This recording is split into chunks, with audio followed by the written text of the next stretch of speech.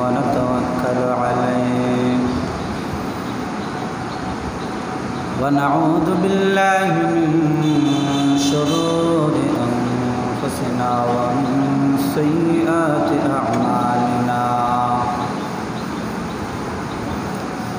من يهده الله فلا مضل له ومن يضلله فلا هادي له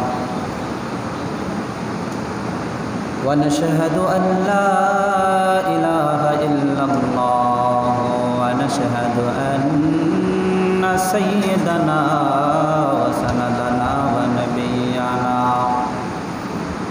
ومولانا محمدا عبده ورسوله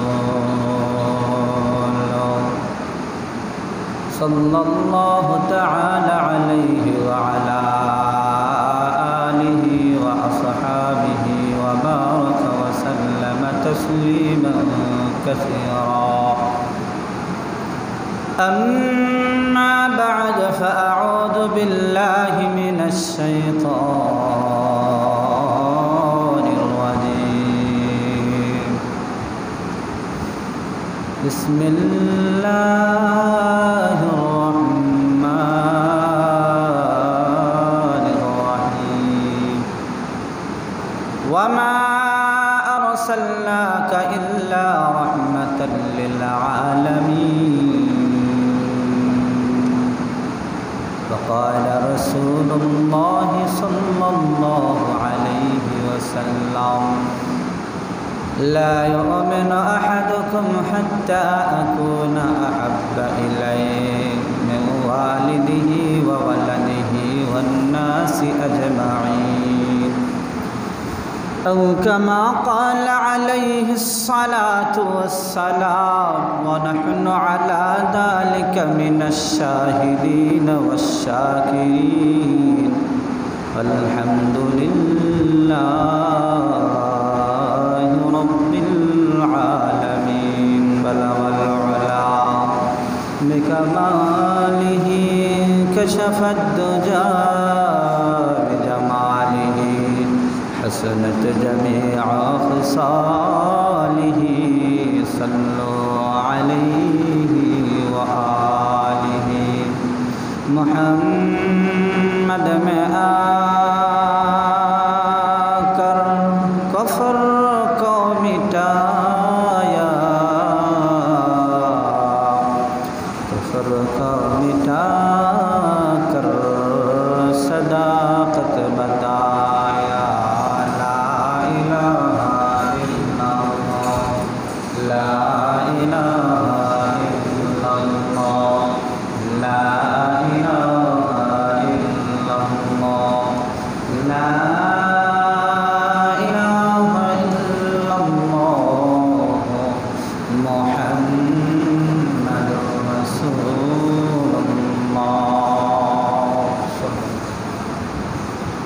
সম্মানিত মুআজ্জাজ মুকাররম তলাবা ইলম বয়োজ্যেষ্ঠ বয়োনিষ্ঠ জ্ঞানী গুণী বাবারা আমরা আল্লাহ পাক রব্বুল আলামিনের দরবারে লাখো কোটি শুকরগুজার আদায় করি যে রব্বে কারীম আমাদেরকে মায়া করে দয়া করে পছন্দ করে মহব্বত করে আল্লাহ তাআলার দুনিয়ার সবচেয়ে উৎকৃষ্ট সবচেয়ে উত্তম জায়গায় মসজিদের মধ্যে নিয়ে এসেছেন। এই জন্য আমরা অন্তর থেকে সকলে জোরে সোরে বলে আলহামদুলিল্লাহ।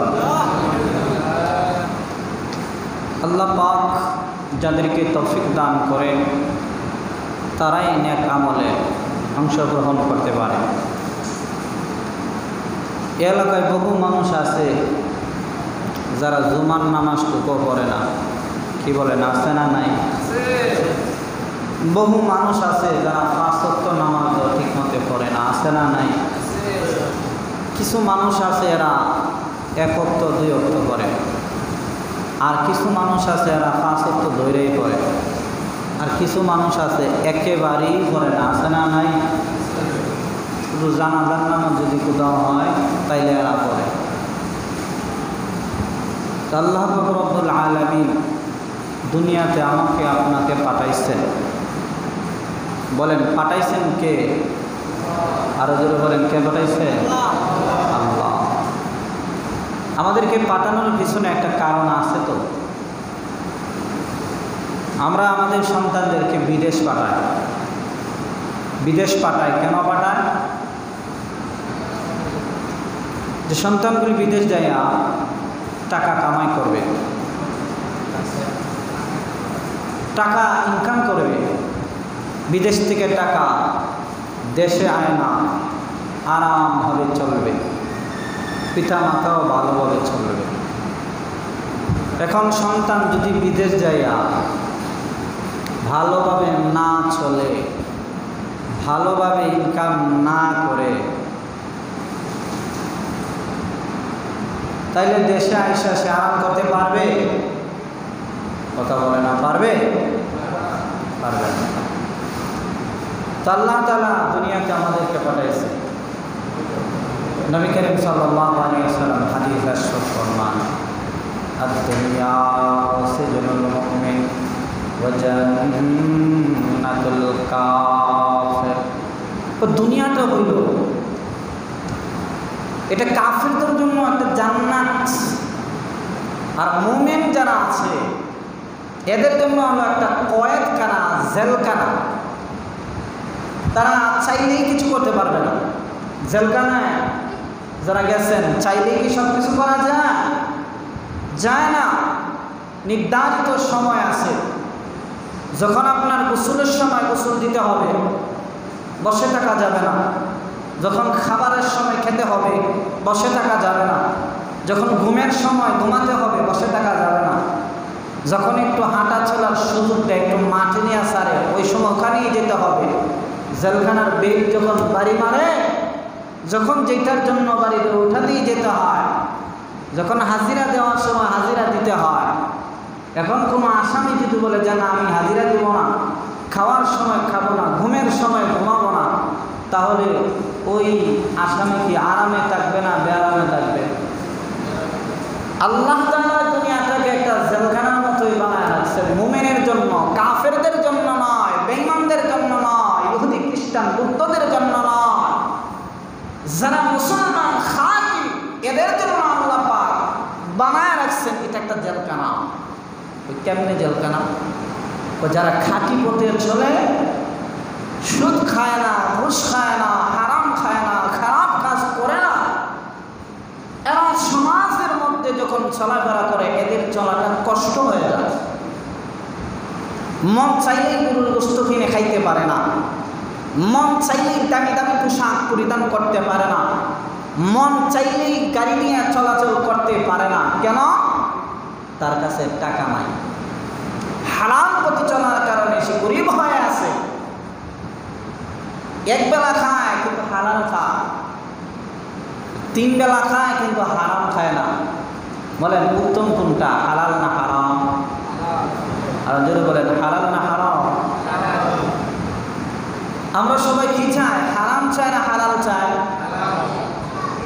তাহলে আমরা চাই সবাই হারাম, কিন্তু আমরা যে কাজগুলি করি এগুলি হয়ে যায় হারাম।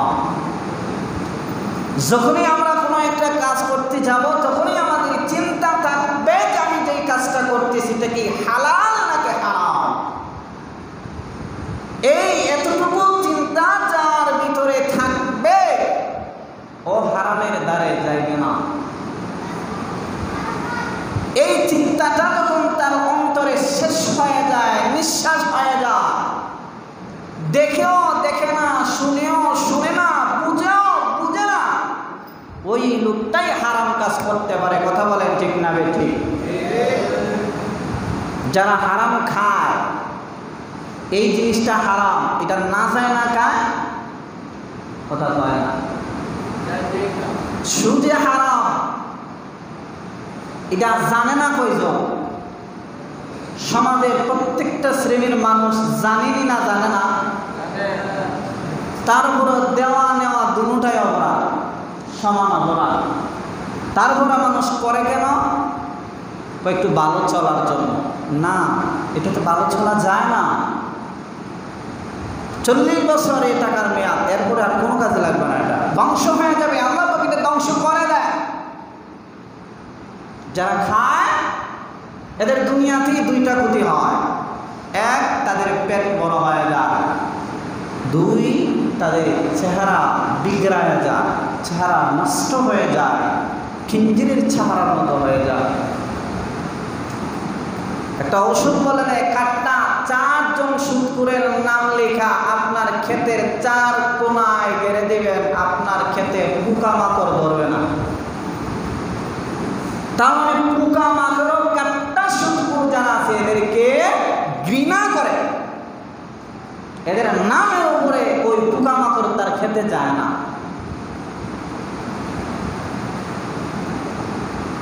এজন্য হালাল পথে আমাদেরকে চলতে হবে, হারাম পথগুলি বর্জন করতে হবে। আল্লাহ তাআলা দুইটা দিক রাখছেন। অনেক পণ্ডিত আছে আবার কয় তাইলে আল্লাহ আমাদেরকে ফিরায় রাখতে পারে না জিনার দিকা, আল্লাহ আমাদেরকে ফিরায় রাখতে পারে না গুনার দিকা, আল্লাহ আমাদেরকে ফিরায় রাখতে পারে না শরীর দিকা, আল্লাহ আমাদেরকে ফিরায় রাখতে পারে না চুরির দিকা, আল্লাহ আমাদেরকে ফিরায় রাখতে পারে না দণ্ডবাদীর দিকা।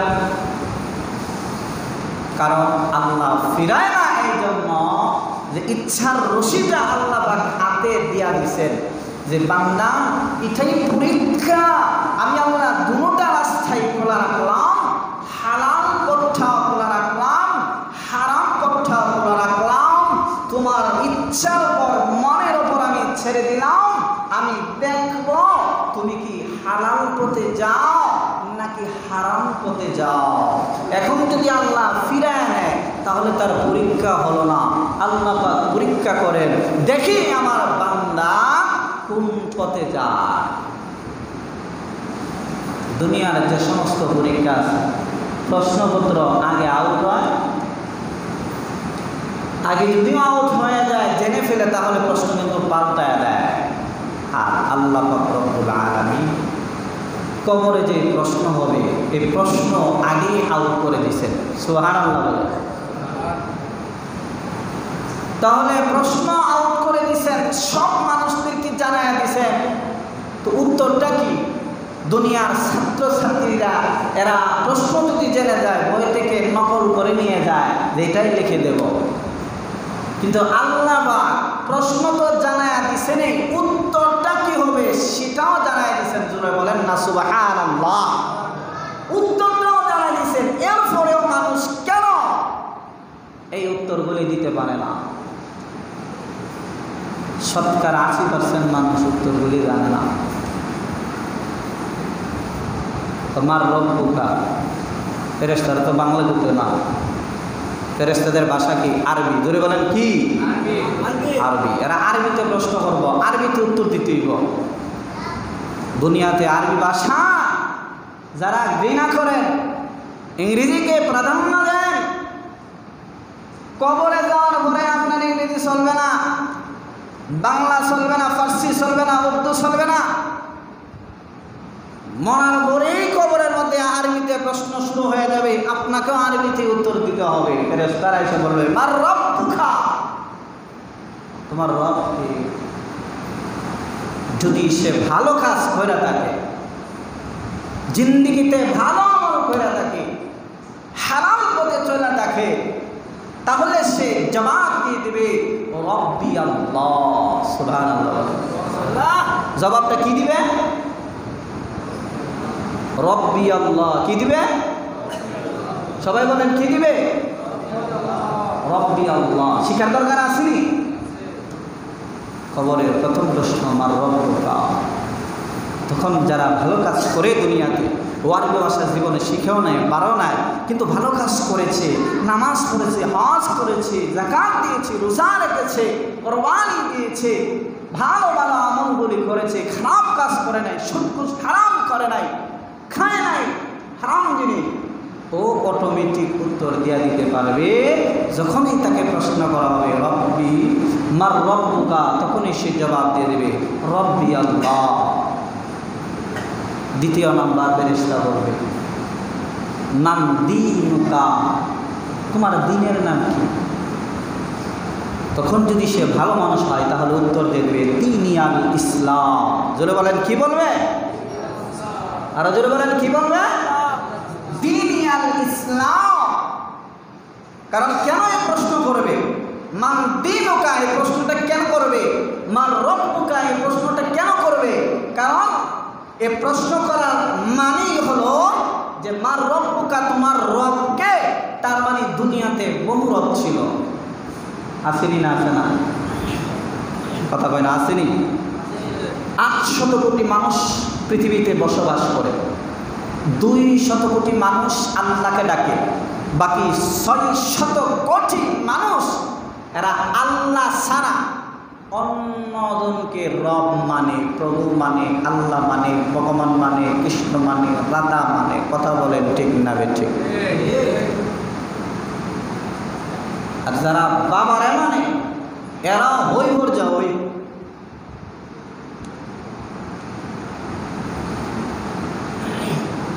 তাহলে রব এটা এজন্যই করবেন যে দুনিয়াতে কোন রবের গোলামি করতাম। দীনিয়াল ইসলাম, যে ইসলাম যে মান দীনুকা, এটা কেন বলবে? যে দুনিয়াতে ধর্ম, বহু ধর্ম আছে। হিন্দু ধর্ম আছে, বুদ্ধ ধর্ম আছে, খ্রিস্টান ধর্ম আছে, নাসারা ধর্ম আছে, ইহুদি ধর্ম আছে। আসেনি না? আসে না?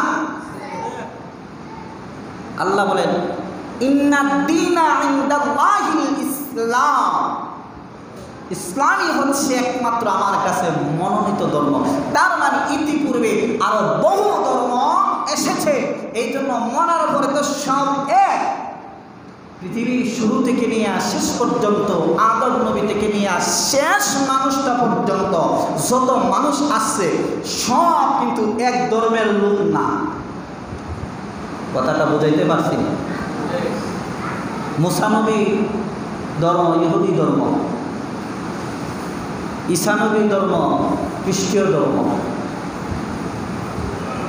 উজাইর আলাইহিস সালামের ধর্ম নাসারা ধর্ম। তাইলে ওদের জামানায় ওদেরটা ঠিক ছিল। মুসা নবী ইহুদিদের নবী, এই জন্য মুসা নবী যে পথভ্রষ্ট ভ্রান্ত এটা না, কিন্তু ওই সময় এটাই জায়েজ ছিল, ওইটাই যারা মানত এরাই আল্লাহর কাছে মাহবুব ছিল, এরাই আল্লাহর কাছে প্রিয় ছিল। ঈসা নবীর সময় যারা খ্রিস্টান, খাঁটি খ্রিস্টান, এরাই আল্লাহর কাছে মাহবুব ছিল, প্রিয় ছিল। কিন্তু আল্লাহ তাআলা স্টেপ বাই স্টেপ ধর্ম পরিবর্তন করে দিয়েছেন, নবী পরিবর্তন করে দিয়েছেন।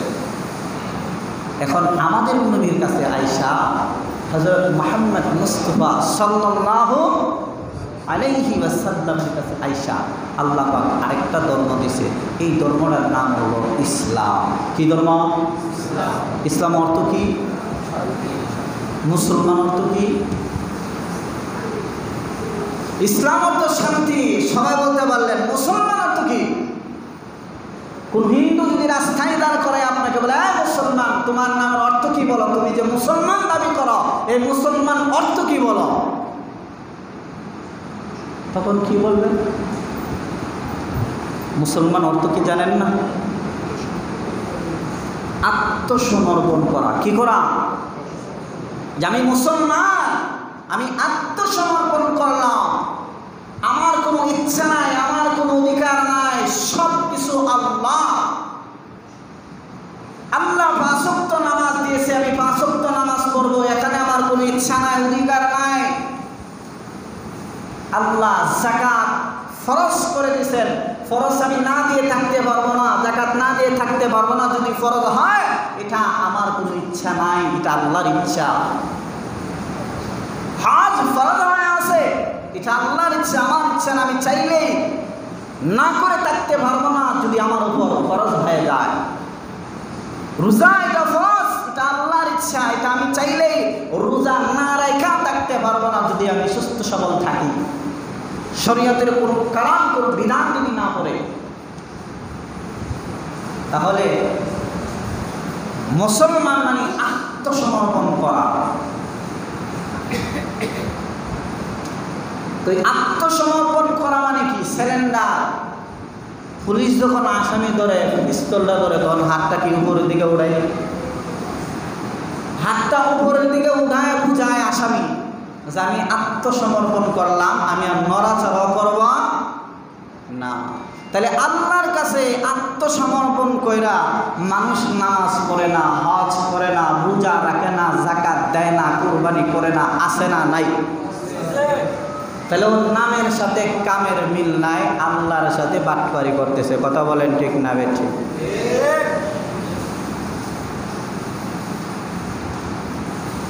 তৃতীয় নাম্বার প্রশ্নটা করবেন, নবীজিরে দেখায় বলবেন হাদার রাজুল, যে এই পুরুষটা কে? মান নবিয়ুকা, তোমার নবীর নাম কি? মান নবিয়ুকা, তোমার নবীর নাম কি? কারণ এই প্রশ্ন এই জন্যই করবে যে ইতিপূর্বে 1,24,000 নবী পয়গম্বর অতিক্রম করেছে। কারণ কোন নবীর উম্মত তুমি এটার পরিচয় দাও? কারণ মরার পরে চাইব না যে তুমি কোন বংশের বলা, তুমি কোন বাবের বলা, এটা কিন্তু চাইব না। চাইব যে তুমি কোন নবীর উম্মত। মুসা নবীর উম্মতের কইব আমাদের নবীর নাম হইল মুসা।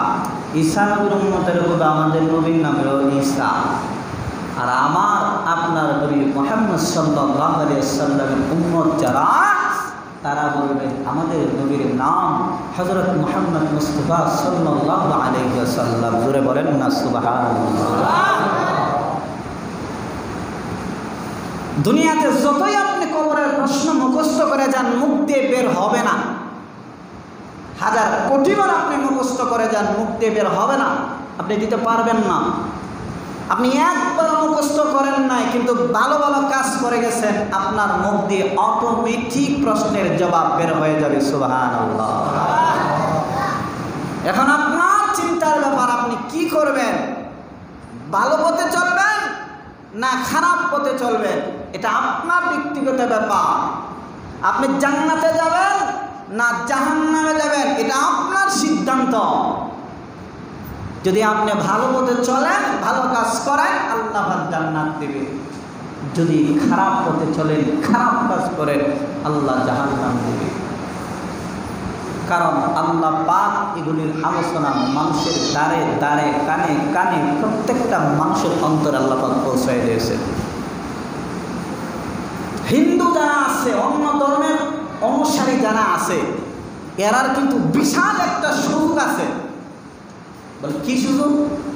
60 বছর, 70 বছর, 80 বছর, 90 বছর অন্য ধর্ম পালন করছে, দেবদেবীর পূজা করছে। এই লোকটা মরার আগেও 90 বছর বয়সে মরা যায় বাবা, এর কিছুক্ষণ আগেও যদি আইসা বলে আমি এতদিন যা করছি সব ভুল করছি, আমি এখন ইসলাম ধর্মটা চিনছি, বুঝছি, এখন আমি কালেমা পড়ে মুসলমান হতে চাই, সে যদি কালেমা পড়ে প্রকৃতপক্ষেই মুসলমান হয়, বাটফারি সিটারি যদি তার ভিতরে না থাকে, বলে বাটফার সিটারি কইলেন কেন? বর্তমানে এক শ্রেণীর হিন্দু যুবকরা বের হয়ে গেছে যে মুসলমানের মেয়েদের রেহেমে বিদ্যুৎ নাউযুবিল্লাহ। অনেক মেয়েরা এই ফাঁদে পা দিয়েছে।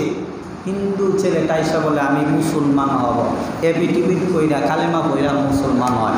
বয়াসাইরা মুসলমানের যুবতী মেয়েটার সাথে কোনো কথা কয়, তারপরে প্রেমপ্রীত হয় যে আমি মুসলমান হয়েছি, নতুন মুসলমান, আমি একটা বিয়ে করতে চাই। তখন আমার মুসলমান যুবতী মেয়েটা ওই ছেলেটার আকুতি বিনতি দেখা নতুন মুসলমান হয়েছে, যাচ্ছা যেহেতু তো নতুন মুসলমান হয়েছে, তার কাছে বিয়েটা বসে যায়। বিয়েটা বসার পরে হিন্দু ছেলে ওই আমার যুবতীর মেয়েটাকে নিয়ে যায় তাদের দেশে, নিয়ে গিয়ে মন্দিরে নিয়ে তার মাথায় সিঁদুর দেয়, তাকে বাধ্য করে দেবদেবীর পূজা করার জন্য। কথা বলেন ঠিক না বেঠিক? এই জন্য সাবধান হবেন যারা বাবারা আছেন, মারা আছেন। আপনার মেয়ে কই যায়, কি করে, কার সাথে কি করে, সবগুলো আপনি দেখাশোনা রাখবেন, খোঁজ খবর নেবেন। খবরদার, যদি একটা মোবাইল দিয়েছেন আপনার মেয়ের কাছে, আপনি নিজেই ধ্বংস করেছেন আপনার মেয়েকে। কথা বলেন ঠিক না বেঠিক? বর্তমান পরিস্থিতি খুব ভয়াবহ চলতেছে। এই জন্য মনের ভিতরে যদি কোনো কুধারণা না থাকে, 90 বছর বয়সে মরার আগেও যদি সে আইসা মুসলমান হয়ে যায়, কালেমা পড়ে বিশ্বাস করে নেই, আল্লাহকে এক হিসাবে বিশ্বাস করে, সব বাদ আমার আপনার নবীকে নবী হিসাবে বিশ্বাস করে, আখিরাত বিশ্বাস করে, কিয়ামত বিশ্বাস করে, মিজানের পাল্লা বিশ্বাস করে, হাসর নাসর সবগুলি বিশ্বাস করে, আল্লাহ পাক বলে এ যে 90 বছর আমারে ডাকলো না, আমার বিরোধিতা করলো, দেবদেবীর পূজা করলো, আমি আল্লাহ এর সমস্ত গুনাহগুলি মাফ করে দিয়ে বেগুনাহগার মাসুম বাচ্চার মতো বানায় দিলাম। তাহলে এই যে 90 বছর এক করলো, এই সব গুনাহগুলি আল্লাহ মাফ করে দিচ্ছে। সুবহানাল্লাহ। এটা হিন্দুদের জন্য সুযোগ। এখন বলতে পারেন হুজুর তাইলে মুসলমানের জন্য কি সুযোগটা? ওই মুসলমানের জন্য সুযোগ হইল, ও 60 বছর 70 বছর খালি গুনাহ করছে, ওর মতন করে মুসলমান হওয়া লাগবে না। ওই মুসলমান যদি আল্লাহর দরবারে আইসা চোখের পানি ছেড়ে দিয়ে তওবা করতে পারে, খাঁটি তওবা করতে পারে, আল্লাহ পাক পিছনের সব গুনাহগুলি মাফ করে দেয়, নিষ্পাপ মাসুম বাচ্চার মতো বানায় দেয়। সুবহানাল্লাহ। এটা বিরোধী যারা আছে এদের জন্য যেমন সুযোগ রাখছে নতুন করে মুসলমান সব কিছু ত্যাগ করতে হয়, সব কিছু ত্যাগ করাটা কিন্তু কঠিন ব্যাপার। যে আপনাকে যদি কেউ বলে যে আপনি মুসলমানই তো ছেড়ে দেন, আপনি কি ছেড়ে দিবেন? জীবন থাকতে ছাড়বেন না। কিন্তু ও তো ওর ধর্ম সব কিছু ছেড়ে দিয়ে আসতেছে, আল্লাহ পাক এই জন্য তার পিছনের সব গুনাহগুলি মাফ করে দিতেছে। এতদিন বুঝে নাই, এখন যেহেতু বুঝছে এই জন্য আমি আল্লাহ তারে মাফ করে দিলাম। আর মুসলমান এ যেহেতু আমারই লোক, আমারই বান্দা, না বুঝা গুনাহটা করছে, এখন যেহেতু তার ভিতরে বুঝাইছে, আমি আল্লাহ এর ভিতরে সব গুনাহ মাফ করে দিলাম। সুবহানাল্লাহ। এই জন্য আমরা ভালো পথে চলবো তো ইনশাআল্লাহ, হারাম পথে চলবো তো ইনশাআল্লাহ। অনেক ইনশাআল্লাহ বুঝে নাই, হারাম পথে চলবো, হালাল পথে চলবো তো ইনশাআল্লাহ। হারামের যত রাস্তা আছে সবগুলি বন্ধ করে দেব, আজকে থেকে ছেড়ে দেব ইনশাআল্লাহ। আল্লাহ পাক আমাদেরকে মানার, বুঝার, আমল করার তৌফিক দান করুন। আখির দান আলহামদুলিল্লাহি রাব্বিল আলামিন। যারা সুন্নাত পড়েন তারা সুন্নাত পড়েন।